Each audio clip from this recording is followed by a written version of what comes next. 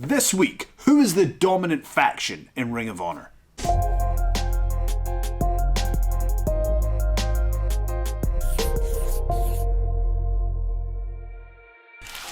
Hello and welcome to Technique Tuesdays. I'm Joe Hendry and this is a huge week on Ring of Honor television. First up, let's take a look at my tag team partner Dalton Castle versus Josh the Goods Woods. This matchup has interesting implications for the Pure division. As Dalton said himself, he's been somewhat conflicted, distracted when it comes to performing in the professional wrestling ring, and a win over Josh the Goods Woods is the perfect way to get back on track.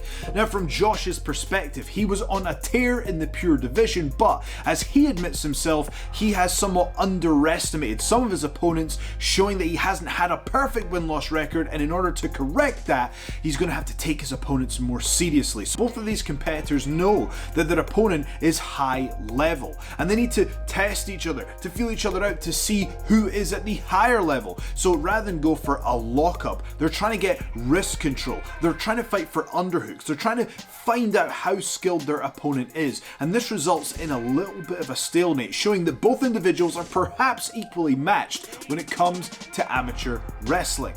He was also phenomenal when the crowd was here. Yeah. He might be a person that, he really needs the crowd. After a beautiful series of arm drags, we're treated to a very interesting interaction that you really only see between top high-level grapplers. Watch this. The strongest hips in the locker room, man. These guys, they can throw you once they get their hips lower. Wow. Then they just send you for a ride and you pray you land flat. Josh and Dalton are scrambling on the ground for position, and you can see Josh begins here in the dominant position. Dalton is flat out and it looks as though he is in trouble, but watch this beautiful technique. The untrained eye might have missed this, but this is phenomenal, if I do say so myself, putting over my tag team partner here. Dalton is in a precarious position. What he does is he does a 2-on-1, so he's using two arms to control one, and look at that, with unbelievable precision and speed, Dalton Castle locks the grip and all of a sudden he's in control. Beautiful technique from Dalton Castle there. I want to take you to a little bit later in the match where we see some of Dalton's World Championship level experience come through here. So we know that Josh the Goods Woods is a top level grappler, but is he going to be able to control his temper? Dalton Castle puts that to the test. Back elbow wrestling. He manages to hook the arm and hit that signature elbow of his with a brutal elbow to the side of the head. Josh has a lot of tricks up his sleeve as well though, and don't forget it. There's a point where Dalton Castle goes to defend the approaching Josh the Goods Woods by putting up his boots to create space. Josh catches the boots and he puts them to the side in between the middle and top rope. Let's take a look. Oh God, Woods just dumping Castle with a bridge. 2.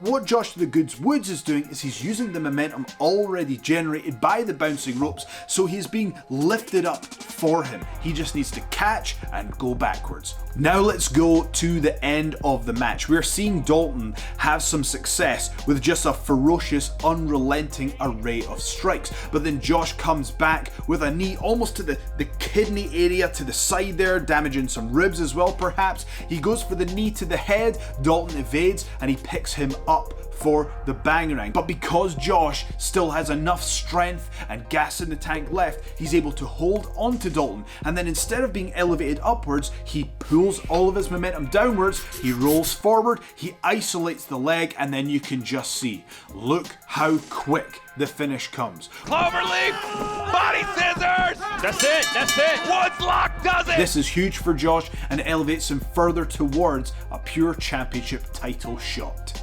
Next up is huge 6-man tag action when we see Foundation take on Shane Taylor Promotions. Shane says he has a very different view of how professional wrestling should and will transpire. Tonight we're going to find out who gets the win.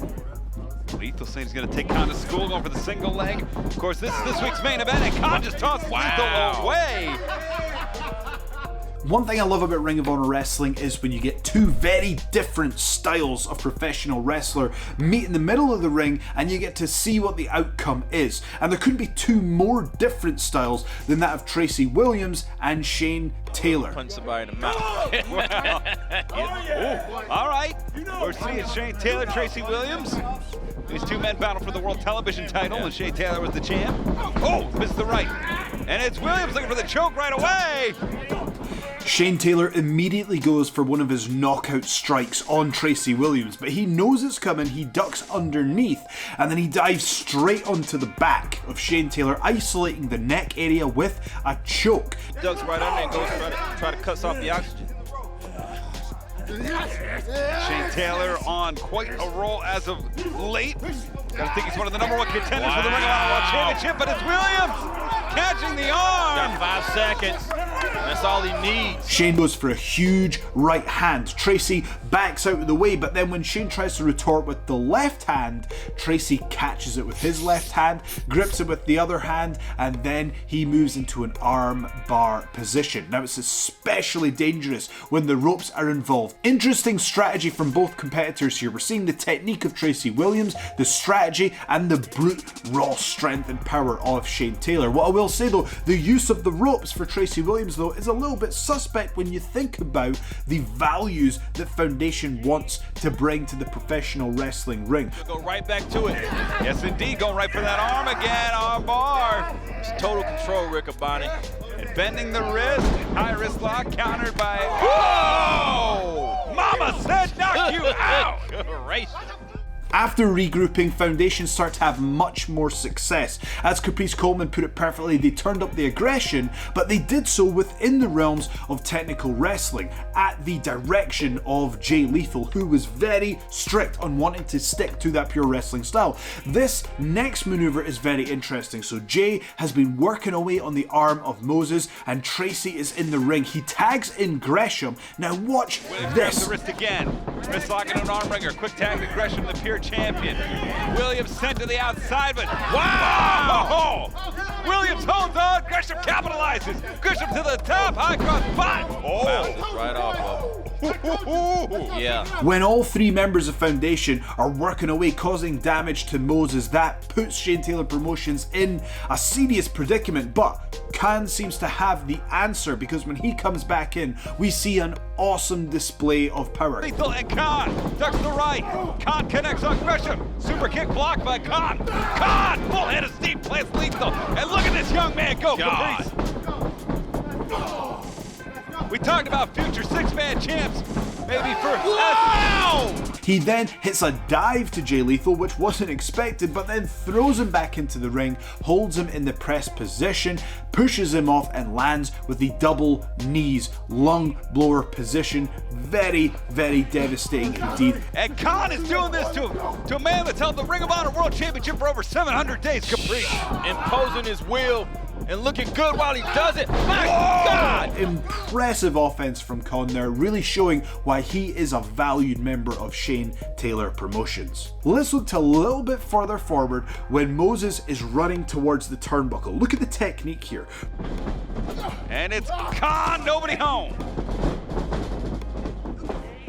Moses, holy Moses! He parting the Red Sea on that one. When we talk about true power, it's that mixture of strength and speed, and Shane Taylor Promotions have plenty of it.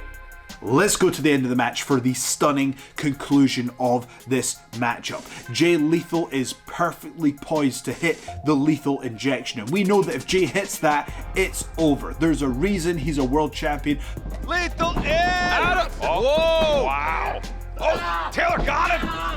Welcome to the land! That's doing Riccaboni! That's it! That's it! That's it! Shane Taylor has pinned Jay Lethal! 1, 2, 3, and Shane Taylor has just walked away with, for him and the unit, perhaps the biggest victory that Shane Taylor Promotions has seen. He turns to camera and he proclaims that he wants the 6-man tag championships, but he also wants the Ring of Honor World Championship, and you know he was voted by the Facebook group #ChooseYourHonor to be the person who's going to challenge. It's an exciting time here in Ring of Honor with lots of different factions and ideologies technologies. I believe we're putting out the best product in professional wrestling today, and if you agree, make sure to like, share, and all that good stuff. Make sure you hit the subscribe button and leave a comment. Let me know what you thought of the episode. Is there anything you want me to discuss? Make sure you join the Facebook group, and folks, thanks again for watching. I hope to see you soon in a Ring of Honor wrestling ring. We'll see you next week.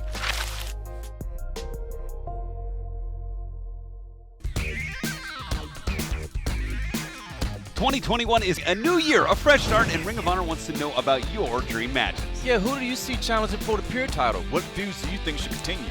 Be the matchmaker, use the hashtag #ChooseYourHonor. And let us hear about your dream matches.